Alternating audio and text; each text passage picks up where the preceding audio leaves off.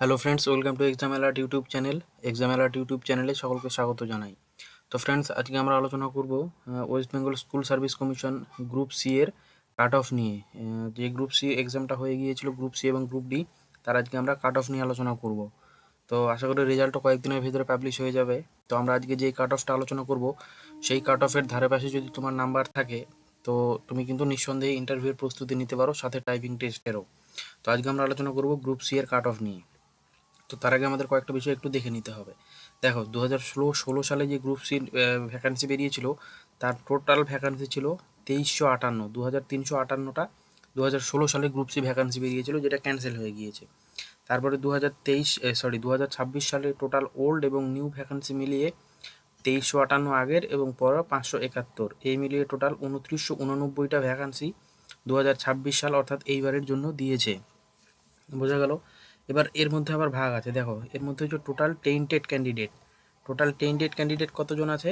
1163 জন আছে total tainted candidate, যারা কিন্তু এক্সামটা দিতে পারেনি। ঠিক আছে, যারা এক্সাম দিলে এক্সপিরিয়েন্সের নাম্বার পেতো, কিন্তু এক্সামটা তারা দিতে পারেনি। এবার দেখো, টোটাল নন টেন্টেড ক্যান্ডিডেট যারা এক্সপিরিয়েন্সের নম্বর পাবে, এই পরীক্ষাটাতে বসেছে এবং এক্সপিরিয়েন্সের নম্বর পাবে, সেরকম আছে কত? 2358 থেকে আমরা যদি টেন্টেড ক্যান্ডিডেটদের বাদ দিই, তাহলে কিন্তু আমাদের সেটা ভ্যাকান্সিটা বেরিয়ে যাবে। টোটাল আমাদের 1195 জন কিন্তু এক্সপিরিয়েন্সের নাম্বার পাবে গ্রুপ সিতে। বোঝা গেল? টোটাল আমাদের ভ্যাকান্সি আছে 2989, এবং এক্সপিরিয়েন্সের নাম্বার যে এক্সট্রা 5 নম্বর এক্সপিরিয়েন্সের, সেটা পাবে মাত্র 1195 জন। এবং তারাও পাবে যখনই পাবে যদি তাদের এক্সাম কাট অফ ক্লিয়ার হয়, মানে যদি তাদের এক্সামটা ভালো হয়, সেক্ষেত্রেই পাবে। তাহলে আমাদের ফ্রেশ ভ্যাকান্সি কত দাঁড়াচ্ছে? ফ্রেশ ভ্যাকান্সি দাঁড়াচ্ছে 2989 থেকে যদি আমরা টোটাল এক্সপিরিয়েন্স যারা পাবে তাদের নাম্বারটা, তাদের সংখ্যাটা বাদ দিলে আমাদের কিন্তু ফ্রেশ ভ্যাকান্সিটা বেরিয়ে যাবে। তো 2989 থেকে যদি আমরা 1195 বাদ দিই, সেক্ষেত্রে 1794 জন কিন্তু ফ্রেশ ক্যান্ডিডেট চান্স পেতে চলেছে। এবারের গ্রুপ সিতে টোটাল ভ্যাকান্সি 1794 জন কিন্তু চান্স পেতে চলেছে, এবং এই সংখ্যাটা আরও বাড়তে পারে যদি যারা নন টেন্টেড, যারা এক্সপিরিয়েন্সের নাম্বার পাবে, তাদের এক্সামটা খারাপ হয়ে থাকে। সেক্ষেত্রে কিন্তু জিনিসটা বাড়তে পারে।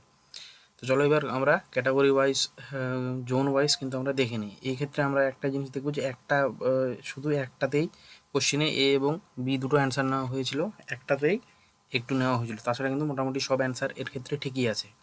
তো চলো দেখো, আমরা প্রথমে দেখে নিই নর্দার্ন জোন, মানে নর্দার্ন রিজিয়নের টোটাল ভ্যাকান্সি আছে 2989টা।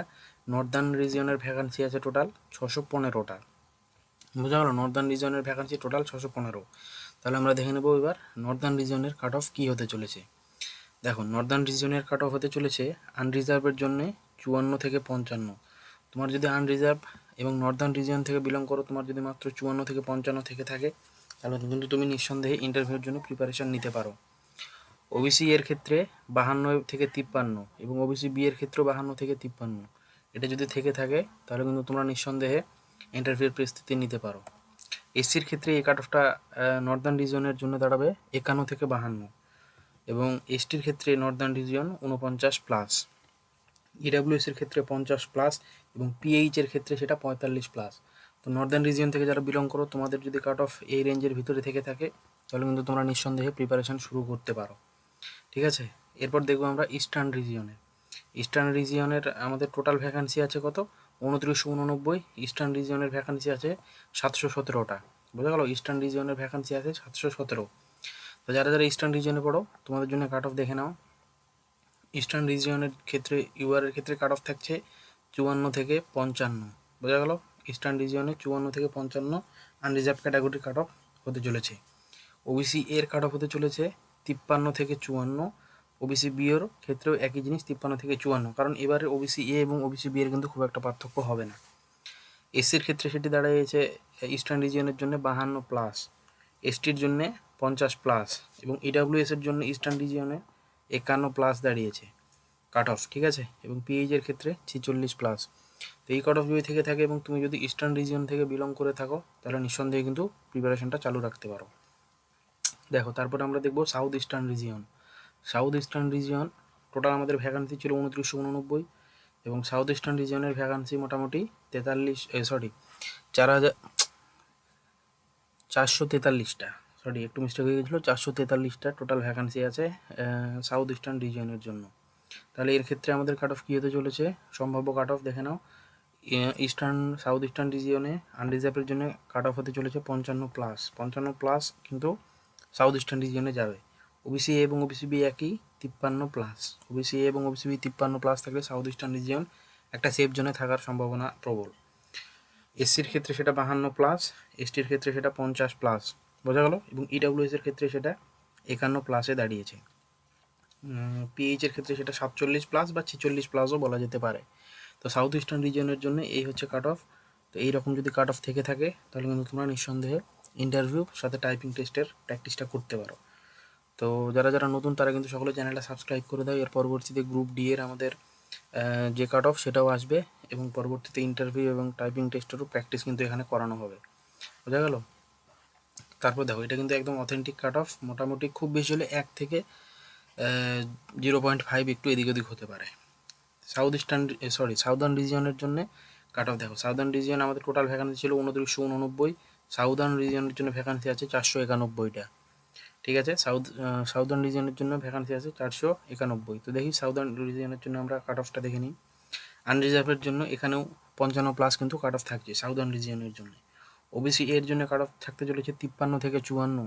ওবিসি বি এর ক্ষেত্রেও সেম 53 থেকে 54 যদি থাকে তাহলে তোমরা কিন্তু সেফ জোনে আছো এবং নিঃসন্দেহে কিন্তু তোমরা ইন্টারভিউর প্রিপারেশনটা চালু রাখতে পারো, বোঝা গেল। এসসির ক্ষেত্রে সেটা দাঁড়িয়েছে 52+, এসসির ক্ষেত্রে সেই কাট অফটা দাঁড়িয়েছে কত, 52+, ঠিক আছে। এসটির ক্ষেত্রে 50+ এবং ইডাব্লিউএসের ক্ষেত্রে সেটা দাঁড়িয়েছে কত, 52+, এবং পিএইচের ক্ষেত্রে 47+। তো সাউদার্ন রিজিয়ন থেকে যদি তোমাদের কাট অফ এরকম থেকে থাকে তাহলে কিন্তু তোমরা নিঃসন্দেহে প্রিপারেশনটা নিতে পারো, ঠিক আছে। তারপরে আমরা দেখে নিচ্ছি ওয়েস্টার্ন রিজিয়ন। ওয়েস্টার্ন রিজিয়নের ভ্যাকান্সি কিন্তু যথেষ্ট ভালো আছে, টোটাল ভ্যাকান্সি আছে 2989 এবং ওয়েস্টার্ন রিজিয়নের ভ্যাকান্সি আছে 723টা। যারা যারা ওয়েস্টার্ন রিজিয়ন থেকে বিলং করো তোমরা দেখে নাও কাট অফটা। এই কাট অফ থাকলে মোটামুটি নিশ্চিন্তভাবে কিন্তু তোমরা প্রিপারেশনটা নিতে পারো। আনরিজার্ভের জন্য কাট অফ থাকতে চলেছে 54 থেকে 55-র মধ্যেই, 55 পার হবে না ওয়েস্টার্ন রিজিয়নের জন্য, ঠিক আছে। ওবিসি এবং ওবিসি বি সমান 52 থেকে 53-র মধ্যেই থাকছে।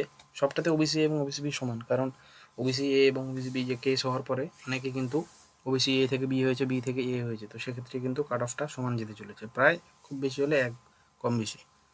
এসসির ক্ষেত্রে ওয়েস্টার্ন রিজনের কাট অফ থাকবে 52+, এসটির ক্ষেত্রে সেটা 50+, ঠিক আছে। আর ইডাব্লিউএস সেটা কিন্তু 51+ থাকতে চলেছে, ইডাব্লিউএস একটু কম গেলেও যেতে পারে। পিএইচ 45+ পেলে মোটামুটি ওয়েস্টার্ন রিজিয়ন একটা সেফ জোন হিসেবে তোমরা দেখতে পারো। তো এই ছিল সমস্ত রিজনের কাট অফ। তো তোমরা তোমাদের মূল্যবান মতামত কিন্তু কমেন্টে জানাতে পারো, এবং যেটা রেজাল্ট সম্পর্কিত তথ্য অনেক জায়গায় অনেক রকম কথা হচ্ছে, তো আশা করা যায় রেজাল্ট যদি এই মাসে আসলো তো আসলো, নাহলে কিন্তু ভোটের পরপর উইকেই চলে আসবে, খুব একটা দেরি হবে না। এবং টাইপিং টেস্ট মোটামুটি জুনের ফার্স্ট উইক এবং সেকেন্ড উইকের মধ্যে কিন্তু শুরু হয়ে যেতে পারে। তো পরবর্তীতে আমরা গ্রুপ ডির কাট অফ নিয়ে আলোচনা করব।